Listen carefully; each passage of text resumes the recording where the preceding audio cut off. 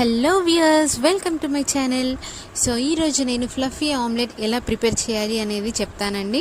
మీరు కనుక నా కొత్త వ్యూయర్స్ అయితే please subscribe my channel. So ఇక్కడ నేను వచ్చేసి 2 eggs తీసుకున్నాను అండ్ దీన్ని నేను సపరేట్ చేయబోతున్నానండి.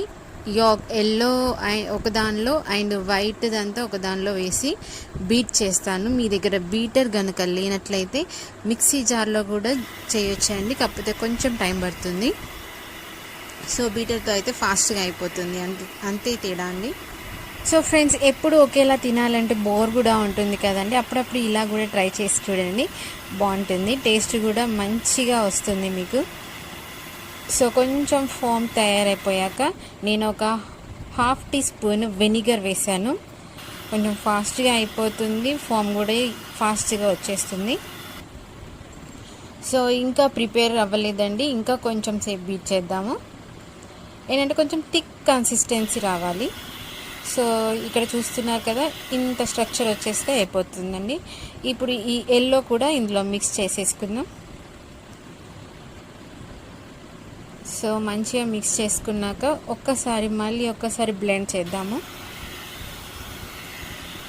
సో ఇప్పుడు మీకు ఒకవేళ మీరు స్పైసీ కావాలి అనుకుంటే ఇంకా కొన్ని యాడ్ చేద్దాము, లేదంటే ఇలాగే మీరు చేసేసుకోవచ్చండి.